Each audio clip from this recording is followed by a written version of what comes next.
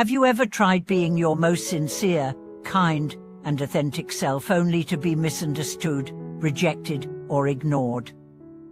Have you ever felt that the more honest you are, the more people seem to walk away? Welcome back, dear friends. It's a blessing to be with you again as we continue exploring the deep teachings of life and spirit. Today we are going to talk about something painfully real, yet rarely addressed in spiritual communities: why sincerity, when not paired with wisdom, can alienate others instead of bringing them closer. Why your pure intentions might lead to distance rather than connection. And how the four embracing methods taught by the Buddha offer a powerful, compassionate blueprint for building meaningful, lasting relationships in a world that often misunderstands truth. Let's begin with an important observation. Sincerity alone is not enough. You can be genuine and still be harsh. You can be truthful and still cause harm. You can be devoted to spiritual principles and still make others feel judged or unseen. That's not because there's something wrong with your heart. It's because sincerity, without the guidance of wisdom and skillful means, can come off as cold, rigid, or self-centered. You might think you're offering your deepest truth, but what the other person feels is distance. You may believe you're helping them grow, but they feel criticized. This is where the four embracing methods come in. Guidelines the Buddha offered not as lofty ideals, but as living practices to make our interactions nourishing, respectful, and truly transformative. The first is giving dana. This doesn't just mean money or material gifts. It means generosity of spirit, giving time, giving presence, giving attention. It means before you speak, you ask, have I given this person the space to feel safe with me? Have I made an offering of patience, or am I demanding understanding? In relationships, we often try to change others with words, but the most powerful influence is through consistent giving, not manipulation, not bribery, but selfless contribution. I once knew a practitioner who was deeply sincere. He always spoke what he believed was the truth, but his relationships kept breaking. He asked his teacher, "Why do people leave when I'm just being honest?" The teacher said, "Because you're trying to build with stone when they need soft earth. Truth without giving is like water without a cup. We must hold others gently before asking them to change." The second embracing method is kind speech purifymind. This is not flattery. It's not sugarcoating. It's the art of speaking from the heart in a way that the other person can actually hear. It's saying what needs to be said without hurting dignity.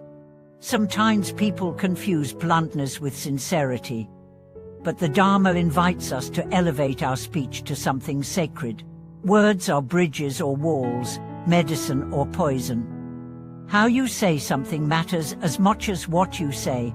Think of a time when someone told you the truth but kindly. Didn't it land differently? Didn't it open your heart instead of shutting it down? Kind speech is like sunlight. It doesn't force the flower to bloom, but it invites it. The third method is beneficial action pathtopeace. This means living in a way that serves others. It means aligning your behavior with your values so deeply that your life itself becomes a teaching. You can't expect others to listen to your advice if your actions contradict your words. But when your life radiates integrity, when you show up on time, honor your commitments, help without being asked, people begin to trust you. And where there is trust, there is room for influence. A practitioner once told me, "And no one listens to my spiritual advice at home." I asked, "Do you listen to theirs? Do you wash the dishes when you're not asked? Do you show love without preaching?"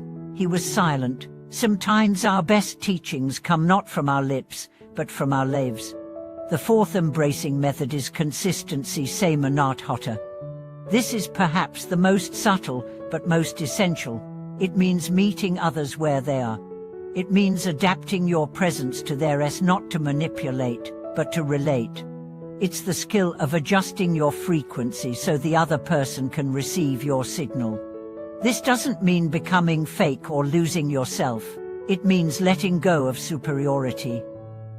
When you speak to a child, you kneel. When you meet someone grieving, you don't lecture, you sit in silence.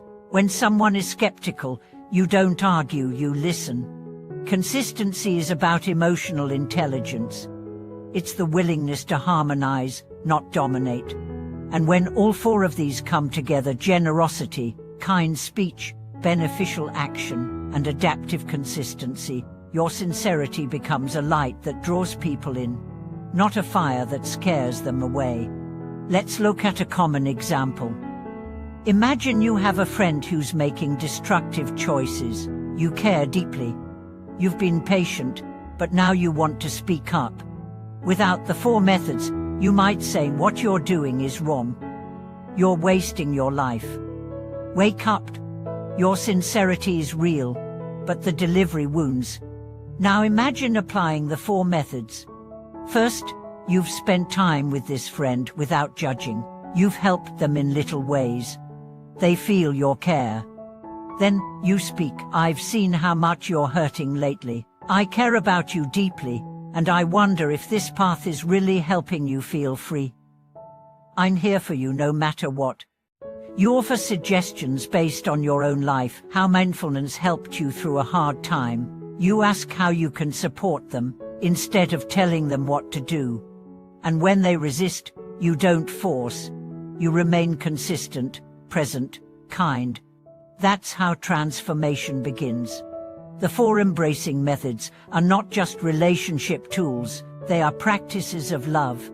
They are how we bring the Dharma into our families, our workplaces, our friendships. They are how we embody compassion, not just talk about it. And if you've been wondering why your sincerity feels lonely, perhaps this is the missing key. Perhaps people can't feel your heart because it's hidden behind your certainty. Perhaps they can't hear your wisdom because it's spoken without warmth. Perhaps they long for your guidance, but first, they need your presence. This is not about being less true, it's about being more skillful with your truth. Truth that liberates us is never cold. It's fierce and tender, clear and compassionate. And it takes practice. So start today. Choose one relationship. Ask yourself, have I given enough? Have I spoken kindly? Have I shown my values through action? Have I adapted or just demanded? Begin where you are, improve where you can. But never abandon the path of heart-centered sincerity. Because when sincerity and wisdom join hands, they become love. Thank you for walking this journey with me. If today's message helped you understand how to relate from a deeper place, please like the video, subscribe for more, and leave a comment. Which of the four embracing methods do you struggle with most?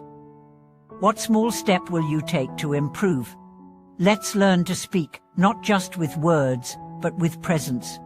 Let's learn to teach, not just with knowledge, but with kindness.